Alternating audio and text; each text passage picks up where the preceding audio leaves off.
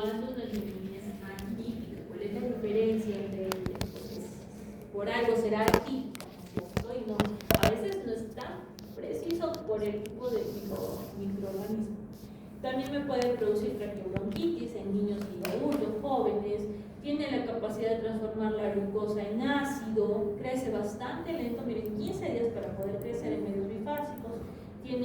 Produce betemólisis, es una bacteria extracelular estricta, no invade epitelio respiratorio, a diferencia, por ejemplo, de lo que sí hace Haemophilus influenzae, que ella sí causa invasión. Y el daño principal que se va a dar a nivel de la mucosa es porque produce H2O2. ¿Listo? ¿Cómo lo diagnosticamos? Pues hacemos un cultivo, podemos verlo también en frotis de faringe, pero acuérdense, el problema es que demora demasiado que puedan crecer estas bacterias, hasta 4 semanas. El medio específico para Mycobacterium es el medio Ito, que permite que los incube a 37 grados entre 5 a 10% de CO2. Entonces estoy creando esta condición microaerofílica, son anaerobias. En el caso de las colonias, tienen esta parte central, densa, elevada, y una zona periférica que es menos densa, plana, por eso es que tiene ese aspecto de huevo frito. Lo que a veces se utiliza para hacer el diagnóstico son la presencia de las crioaglutininas, que son anticuerpos contra un antígeno, que es el antígeno 1 de los eritrocitos, que como son crioaglutininas, ¿esto qué pasa? Que se van a aglutinar, ¿no? Se van a juntar cuando están entre 0 a menos 4 grados. ¿Listo? ¿Quiénes se juntan? Las inmunoglobulinas M. Entonces yo las someto a temperaturas bajas y se empiezan a juntar. ¿Listo? Y el problema es que sí me pueden producir falsos positivos y no todos los pacientes presentan estas crioaglutininas. Entonces, sí es un diagnóstico más rápido, pero no es tan específico. Luego tenemos Mycoplasma genital, Unilominus y el Urealyticum. Estos tres tipos de bacterias principalmente me van a producir enfermedades o infecciones urogenitales y está asociado a infecciones de transmisión sexual, ¿no? A este tipo de bacteria lo que me produce es la nogonocócica. Bueno, infecciones de tipo nogonocócicas, ¿listo? Es decir, una gonorrea de tipo nogonocócica, ¿sí? Si yo no voy a encontrar el gonococo, ¿no? La Neisseria gonorrea, no. Las mismas características, pero no veo gonococo. Lo que voy a encontrar es esta bacteria pleomórfica que no es gram negativa ni gram positiva, ¿sí? Por eso es de que al inicio no les he dicho si es gram positivo o gram negativo, porque no se tiñe, no define, ¿listo? También infecciones puerperales. La diferencia entre estas bacterias, para el caso de Ominis, degrada arginina y la Urealyticum más bien hidroliza la urea. Luego tenemos la clamidia, que en el caso de clamidia, una de las cosas más importantes es que es una bacteria intracelular estricta. Y acá es como, a veces tiene un comportamiento medio de parásito, y ahorita me van a entender por qué. Por lo tanto, si es intracelular estricta, es casi, es dependiente, necesita una célula huésped, como un parásito, tal como les digo, pero no es por otras cosas. Porque de ella, o de esta célula, va a sacar el ATP y el NAD. ¿Qué es lo que va a hacer? Va a crecer en forma de vacuolas citoplásmicas o inclusiones, y vamos a ver que son microorganismos pequeños, redondos, medios ovalados, y acá yo no lo defino como un coco o como un bacilo, sino tienen otra forma. Esto es lo peculiar en clamidia. Tienen la presentación de o formar cuerpos reticulares o cuerpos elementales. Son sus dos formas de presentación. Entonces acá yo no puedo decir eres un coco o eres un bacilo, o estás como cuerpo elemental o como cuerpo reticulado, dependiendo del ciclo en el cual te encuentras. Entonces, hay tres patógenos importantes. La que más nosotros conocemos es la clamidia trachomatis, que nos va a producir el tracoma, ¿no? Y también infecciones a nivel del ojo. Hay otras clamidias como la clamidia psittaci que me produce anacosis, que es una enfermedad que es transmitida por las aves. Si tienen loritos, periquitos en casa, hay que tener mucho cuidado porque ellos son el agente transmisor, ¿no? Las aves, ¿no? A través de las heces uno los va a limpiar y está inhalando clamidia y les da neumonía por clamidia psittaci. La clamidia neumoniae, que me produce neumonías atípicas, como lo que les he dicho, pero me tienen que explicar qué es una neumonía típica y qué es una neumonía atípica. ¿Ok? Muy bien. Entonces, miren, el ciclo de vida, la estructura y el metabolismo de Clamidia trachomatis es peculiar con estas dos estructuras. Entonces, ¿qué es el cuerpo elemental? El cuerpo elemental es la estructura que forma la bacteria cuando se encuentra fuera de la célula, es la presentación extracelular. Es también la forma más infecciosa. Mide entre 200 a 40 nanómetros, son inertes y no tienen la capacidad de replicarse. Está adaptado para el medio extracelular porque tiene proteínas de membrana externa, tiene lipopolisacáridos. Entonces, si yo quisiera decir, defíneme si eres gram positivo o gram negativo, pues tiro un poquito a los gram negativos, más que el positivo, ¿listo? Pero no les puedo tener como tal. Se liberan de la célula huésped al final del ciclo de infección e invaden las células nuevas. Entonces, fuera del ciclo, fuera de la célula, porque hemos dicho que clamidia es intracelular estricto. Mientras está fuera de la célula, su forma de presentación son estos, los cuerpos elementales. Viene el cuerpo elemental, agarra la célula y la invade. Una vez que entra a la célula, se va a formar el cuerpo reticular. ¿Listo? Por eso es que acá dice, cuerpo reticulado está dentro de la célula blanco. No es lo que va a infectar. El que va a infectar es el cuerpo reticular. Pero el cuerpo elemental es un poquito mayor, entre 500 a 800 nanómetros. Este sí tiene actividad metabólica, se replican a través de fisión binaria, ¿no? Se van a multiplicar dentro de las vacuolas del huésped, es decir, que forman como unas bolsitas, unas inclusiones dentro de la célula huésped. ¿Por qué? Porque es muy frágil fuera de ellas y carecen del ciclo de Krebs. Entonces, si no tiene ciclo de Krebs y necesita sacar energía, pues la va a empezar a robar ¿de quién?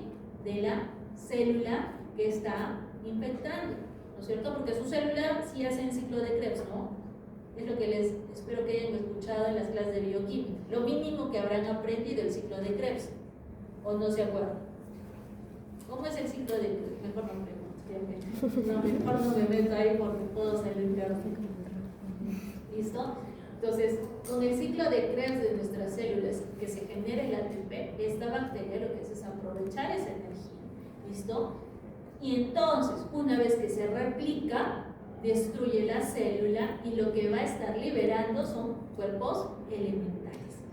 Viene el cuerpo elemental, invade otra célula, se forma el cuerpo reticulado se replica en cuerpos elementales, se libera el cuerpo elemental y así sucesivamente. ¿Listo? Entonces, no hablamos en el caso de clamidia de un coco o de un vasito. ¿Okay? Entonces, el diagnóstico, como necesito de células, los cultivos pues, que normalmente que utilizamos no me van a servir. ¿Qué necesito? Cultivos en líneas celulares, ¿no? El ELA 229 o el MACO. Y además necesito un medio de transporte que tenga un tampón de sacarosa, fosfato-glutamato o inhibidores antimicrobianos. Entonces, el cultivo es bastante complejo porque necesito cultivos celulares, es decir, que tengan celulitas. Entonces, ¿qué otras formas tengo yo para poder diagnosticar? Puedo ver el antígeno mediante inmunofluorescencia directa, la prueba de ELISA, que son pruebas rápidas. Puedo detectar anticuerpos nucleicos. Si quiero detectar ácidos nucleicos, voy a correr PCR o hibridización in situ, ¿no? Para detectar estos segmentos de DNA, de plásmido, o también la presencia del gen OCA, ¿no? De proteínas, el gen de la proteína de la membrana externa A o el RN ribosomal. También se puede hacer citohistopatología, ¿no? Agarro un poco de tejido para poder observar los cuerpos elementales o los cuerpos reticulados utilizando la tinción de Giemsa, ¿no? Porque hemos dicho no puedo aplicar tinción de grano porque no me va a servir, el tejido no se tiñe con grano. En el caso de la psittaci, es la la patología de la citocosis o la fiebre del perico, ornitosis, porque se transmite a través de este aire contaminado con las heces de los pájaros enfermos, que van a producir una neumonía leve o una neumonitis con cianosis, inclusive hasta síntomas del sistema nervioso central. Me va a durar 1 a 3 semanas, un día de fiebre, tos no productiva, estertores, ya me van a decir que son los estertores, dolor de garganta, mialgia, cefalea, y el tratamiento es en base a tetraciclinas y aislamiento del paciente. Y el diagnóstico, pues como son intracelulares, voy a aislar. Dentro del macrófago voy a ver macrófagos que están en el esputo del paciente y ahí encuentro estas estructuras redonditas que son los cuerpos de inclusión. O también se pueden identificar anticuerpos. Y para el caso de la clamida neumonía, me produce la neumonía atípica, con bronquitis, faringitis, sinusitis. Tiene un periodo de incubación bastante largo, hasta 30 días, y puede complicarse con lesiones a nivel del miocardio o del endocardio. Y el diagnóstico es ver la presencia de anticuerpos contra esta bacteria, ya sea IgG o IgM, y el tratamiento para estas sería tetraciclina o doxiciclina por largo tiempo. Luego tenemos la Bartonella. ¿Qué pasa con Bartonella? ¿Qué enfermedad me causa la Bartonella? ¿Qué causa? La enfermedad de Carrión. ¿Quién era Carrión? ¿Anemia? ¿Qué? ¿Anemia? Anemia. No hay anemia también. ¿Quién era Carrión? ¿Quién? ¿Y qué pasó? ¿Y qué pasó? No hay padre de la medicina. No es padre, ¿ah? Porque tampoco tenemos madre. ¿Cómo se llama? ¿Qué es de la medicina peruana? Niños de segundo año de la facultad de medicina.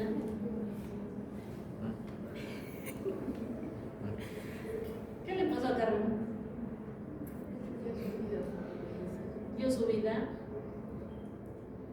¿Cómo así?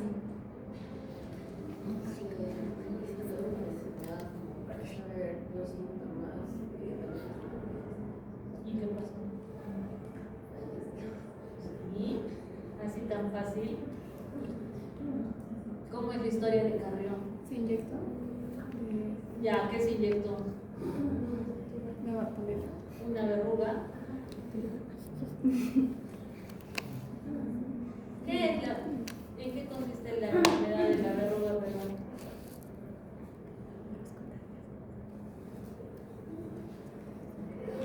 Qué vergüenza, debería regresarlos al primero. Ni siquiera al primero. Váyanse al colegio. A ver, primero que nada, Carrión no es el padre de la medicina, sino es mártir de la medicina.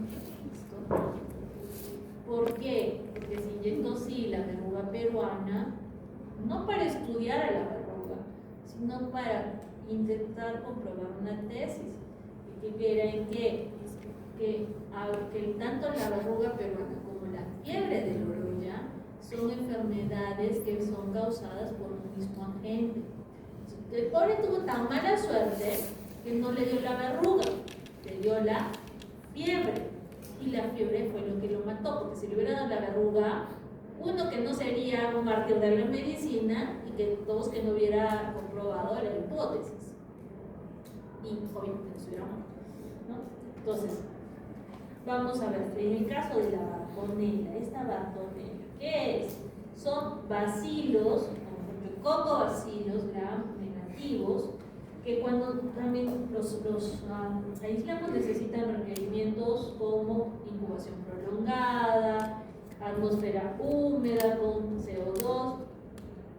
El reservorio son los animalitos y estas lo transmiten a los humanos cuando nosotros entramos en contacto directo o a través de quién, de un vector, en este caso un insecto. ¿Quién transmite la verruga?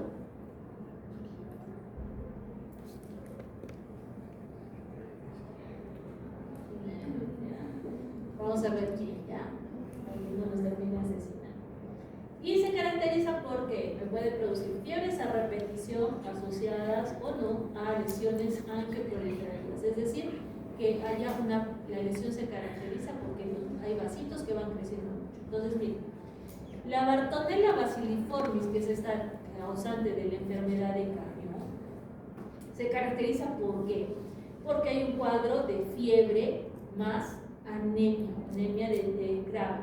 Si tengo fiebre más anemia, a eso se le llama la fiebre de la orocha. ¿Listo? Luego va la presencia de nódulos cutáneos, crónicos, que tienen bastante sangre, porque el tejido crece, pero lo que está creciendo son vasos sanguíneos, es decir, una verruga. ¿Listo? Esa es la verruga peruana. Pero no es la única Bartonella. Hay la Bartonella quintana, que produce la fiebre de las trincheras, porque eso es una fiebre, es una enfermedad que tiene cefalea bastante intensa, que tiene fiebre, debilidad, dolor a nivel de los huesos, y que tiene quintana, ¿por qué? Porque la fiebre aparece cada 5 días. Luego tenemos la angiomatosis basilar, que es una enfermedad donde hay proliferación de los vasos a nivel de la piel, tejido celular subcutáneo y de los huesos. Y esto lo vemos mucho en pacientes deprimidos.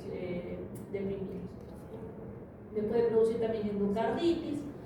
Y luego tenemos la Bartonella henselae, que me produce también angiomatosis basilar, pero que además de afectarme la piel, me va a producir un crecimiento de los ganglios, ¿listo?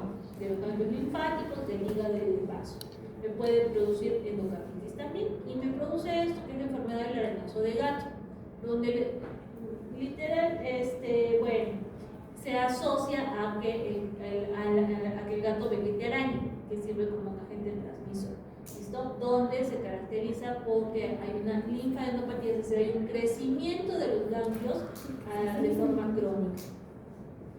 Entonces, esto es la Bartonella bacilliformis. La Bartonella bacilliformis, que es esta bacteria, ¿no?, que reproduce la enfermedad de Carrión y la fiebre de Oroya, donde ¿quiénes están más en riesgo? En personas menores de 15 años y los turistas, que son, digamos, son personas que no van a tener mucho cuidado de evitar el contagio y que tienen comportamiento bifásico, es decir, o desarrollos uno o desarrollos otro, ¿no?, como ellos sabemos cómo enfocarlo. La fiebre de Oroya es conocida como la fase anémica porque va a haber afinidad por los glóbulos rojos, va a haber una fiebre leve que dura 3 semanas, va a haber anemia, hepatosplenomegalia y linfadenopatía. Y la fase eruptiva o histiocytoide, que es la verruga peruana, que es una invasión a nivel del endotelio que dura hasta 8 semanas, que tiene 3 etapas, de acuerdo a cómo va el crecimiento. Tiene una etapa de milia, donde la verruga es muy pequeñita, que mide menos de 3 milímetros, el nódulo, que son múltiples, que están en las áreas extensoras de los brazos y piernas, y la mula, que es la verruga más grande, que mide a más de 5 milímetros, que son sésiles, es decir, que no tienen una base, o sea, mejor dicho, tienen una base amplia, que van a erosionarse y por lo tanto van a sangrar fácilmente. ¿Listo? Entonces, lamentablemente el Carrión que pasó se inoculó una verruga, ¿no?, y terminó con esto, con la fiebre del orocho. Para hacer el diagnóstico de esta Bartonella, el gol estándar, es decir, la prueba que sí o sí me ayuda, es un hemocultivo. Cuando está el paciente en la fase anémica, es decir, cuando desarrolla fiebre del orocho, no con la verruga. Para el caso de tener pacientes con verruga, ¿qué me sirve? Tengo que sacar una biopsia de la verruga, es decir, agarro, saco un pedacito de esa verruguita y la voy a observar. ¿Qué es lo que nosotros observamos? Que hay un crecimiento del endotelio, o sea, hay proliferación vascular, ¿no?, que son múltiples vasitos, hay polimorfos nucleares, hay histocitos, se encuentran las inclusiones de Rocha-Lima.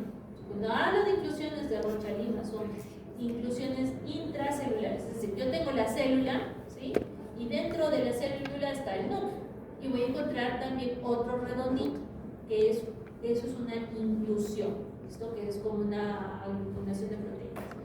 En el caso para lo que va a ser la verruga, se llaman inclusiones de Rochlin. También se puede hacer la prueba de la gota gruesa con Giemsa para hacer el descarte de malaria. ¿Qué causa la malaria?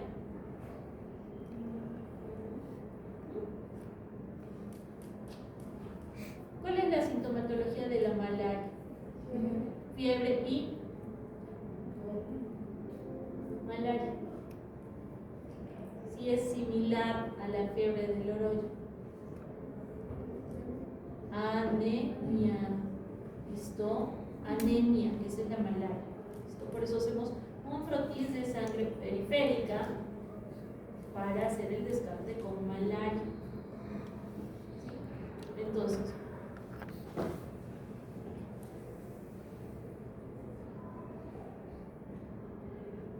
¿quién transmite? ¿Qué mosquito? Luxombia verrucani.